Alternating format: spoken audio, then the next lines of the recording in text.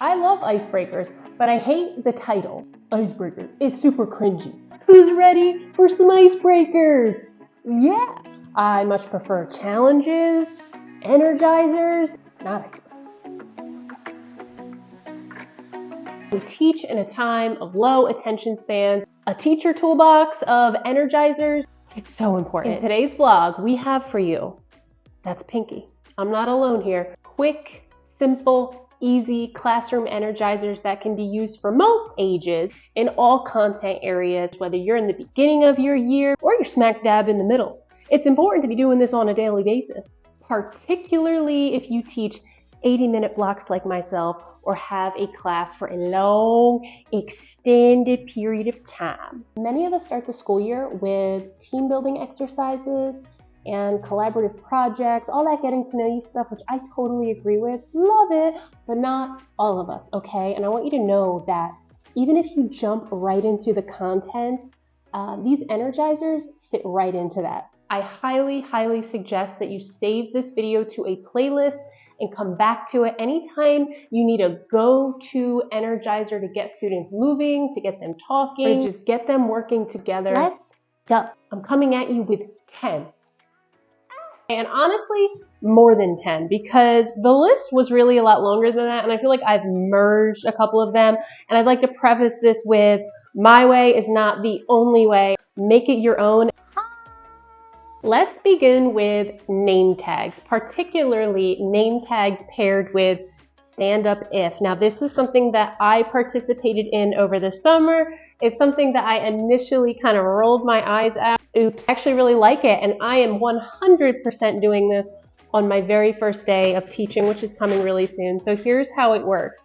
It's a name tag, but it is created with the intention of getting to know each other. Give them directives on what to write in the corners. So mine are right here. I don't actually have them write it down. This is just for me. I made this really fast just for you. But here's what I have. Favorite subject for me, ELA. An artist that you're currently listening to right now. I'm currently listening to Benson Boone's. Sorry, I'm here for someone else. It's good to see your face. It gives them something to do while you're doing what you need to be doing. And hopefully students just naturally talk to each other while they're filling this out. I know I did, but the way that teenagers communicate and the way adults communicate can sometimes look a little different. Maybe try incorporating the stand up if afterwards. Stand up if you're like me and you're talkative. Okay, stand up if you're quiet. If you get the drill. Don't overdo it, especially if you teach high school. A lot of them, and once they've stood up once or twice, like, it's over. Here's a quick way to get the whole class working together and eventually in pairs, because sometimes we want to pair students up, but we don't always want to say, choose someone who you're sitting next to. I suggest the silent lineup, and it is exactly what it sounds like. Tell your class they are not allowed to talk. Zip it or zip it. And then let them figure out as a whole group, which, by the way, if you have one of those classes that's like 25, 28, 30 students, because I know they exist. I used to teach a class of 28 students and it was so overwhelming. You want to break it up into two groups, that completely works. But have them silently line up by height, by their names in chronological order, by birthday. It's really fun as a teacher to just sit back and watch them do sign language and mouth, and you usually kind of see who the natural class leaders tend to be. Now, if possible, depending on the way that they were lined up, start from the beginning, make your way to the end, and just have students call out their birthday or their name to see if they did it. Most likely they will get it correct. We've just built some rapport and some confidence as a whole class. And if you want to take it a step further, you could actually get students in pairs through this. Imagine you have your student all the way to the left and you have your student all the way to the right. Kind of have them come together and meet, tell them they're a pair. And then the students after them, they're a pair. And just have them pair up in this way. And once they're in their pairs, you can have them work on, do whatever is coming next. Because this happened by chance, because this wasn't forced, most likely they're not going to complain about their partner because it's fair and square. Here's a new one that I practice. Now, it's not completely new, but it's something that I just haven't tried in so long, particularly since I've been a general ed teacher and not a bilingual language arts teacher, and it has to do with read alouds. Now, hear me out, whether it's the first day and you're going over your class syllabus, or you're in the middle of a lesson and you're sharing a slideshow, a PowerPoint, and you're doing a bit of talking. Don't underestimate the power of taking turns and having your whole class or a whole group read something together out loud. Here's a really specific example of what I mean. So let's say that you have a slideshow, whether you're going over the syllabus, classroom rules, or this is a content area lesson. Choose a point where you feel that you've been doing quite a bit of talking and highlight some words in one color and the other words in the color that you want students to read. So what will end up happening, and you explain this to students, you'll tell them, I read this, and whenever you see this color, you read that, and we are going to read this together. Now, I'm not saying that because they're reading out loud that they're better retaining the information, because the truth is, sometimes they're more worried in those moments about pronouncing the words correctly than actually what is being shared. But what it does do is it wakes them up and it keeps them focused. It also does not have to be whole class or whole group. You can ask a student if they would volunteer reading the words that are in color. I love this icebreaker for getting students talking and to get students working in a small group. Now, I'm kind of giving you an example that would be great for the first day of being in class together, but I love this energizer for going deeper into the meaning of something, whether it be a word, a concept, a character. So it's called Alphabet Report. And I highly suggest that you do this on larger anchor chart paper, but something like this will suffice.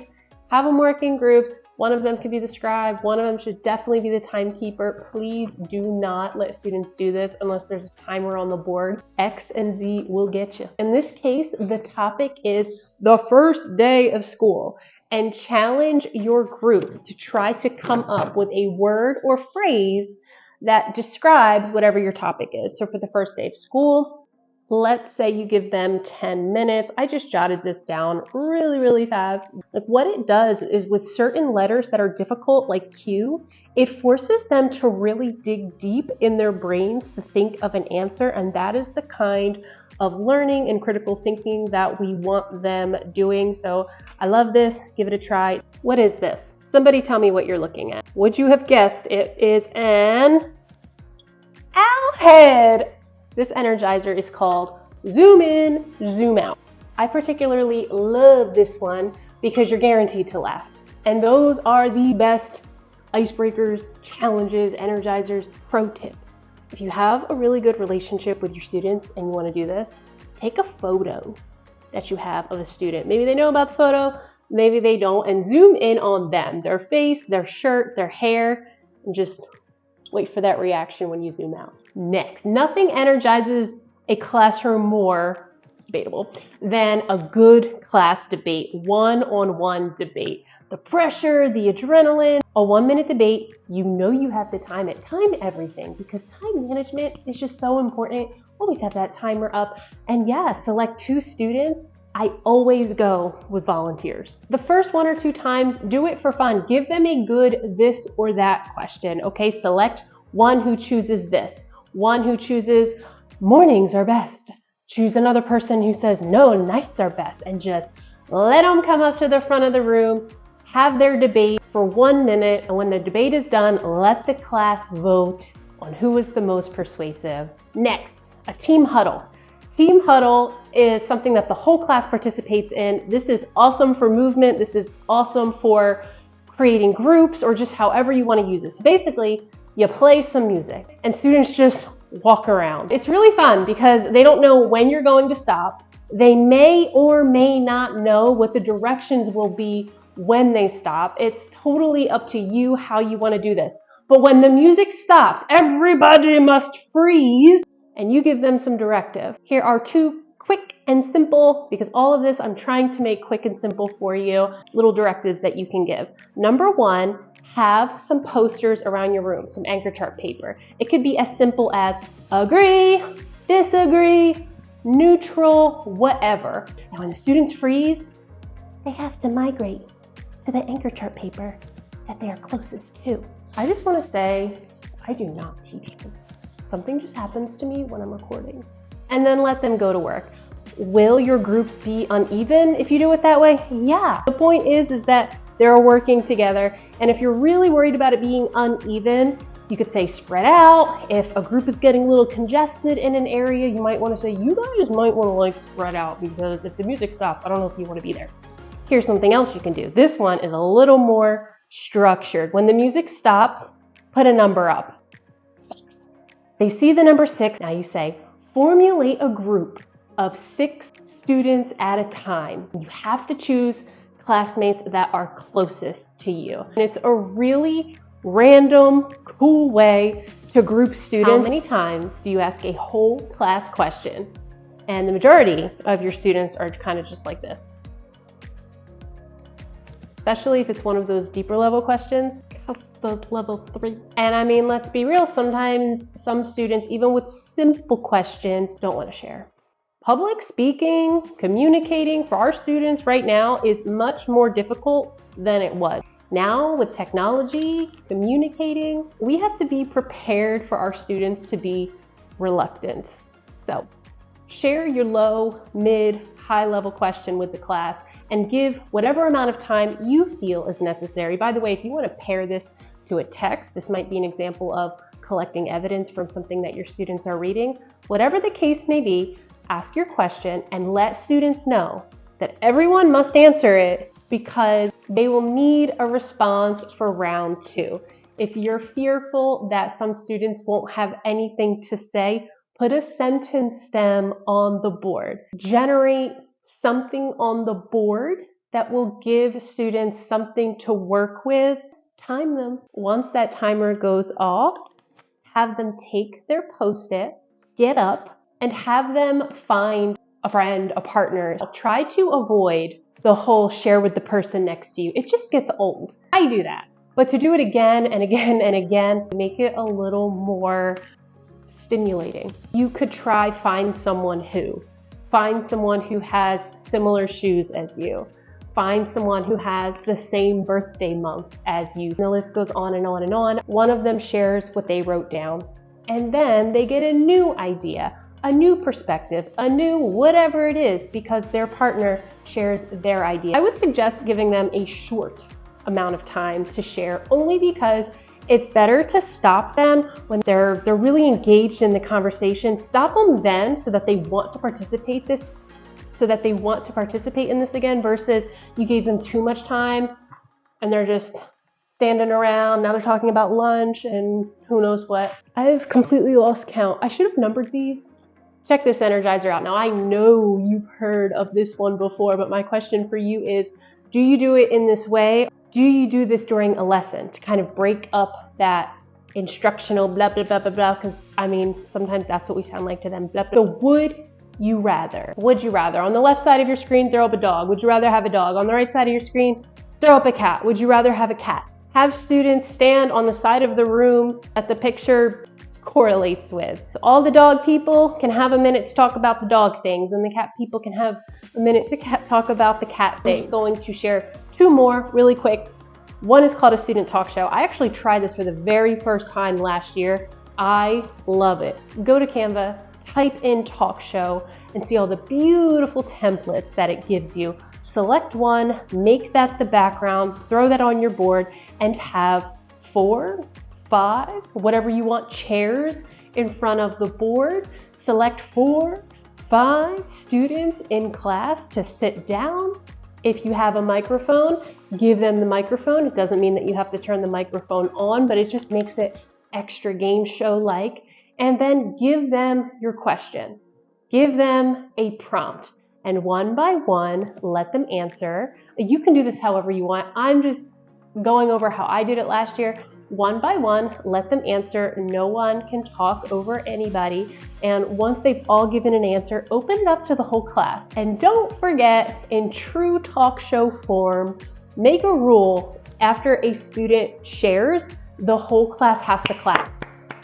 You have to. It's non-negotiable. My final energizer for today, for this video, is 3-2-1 parallel sharing. You've probably heard of 3-2-1. Now 3-2-1, okay, it can look very different. For example, the most common that we've heard of as teachers is the 3 things I've learned, 2 things, 1 thing. You wanted one question. I'm really butchering this, but there are other 3-2-1s as well. You could try something like this. Okay, take a Post-it or an index card, notebook, whatever. Write down 3 goals, 3 personal goals that you have for the year. 2 challenges that might get in the way of you achieving these goals. 1 potential solution to solve any one of the challenges that you mentioned. Now comes the parallel sharing. Kind of reminds me of speed dating. Does speed dating still exist? Is that a thing? Maybe now that social media with Match.com exists, I mean, is there a need for speed dating? 1 line here and 1 line here, okay? Randomly just have some students line up over here and have other students line up over here, and they should be looking at a student. And in speed dating form, you look at your partner and boom, you both take turns rattling off your 3 goals. Okay, don't give too much time. You want enough time to share the goals and not much more time after that. Once they're done, bye partner, take a step to the right. You wanna do a little shimmy? Do it. Now your next partner, give you 2 challenges. I think you get it. Okay, and when you're done, shimmy, walk. Oh, a little too close to the screen. I didn't really do my skincare today. Then give the 1, what was the 1? A potential solution. That is a creative way to get students up and moving, to share ideas, to get them interacting with each other. And then everybody sit down. I've had enough, sit down.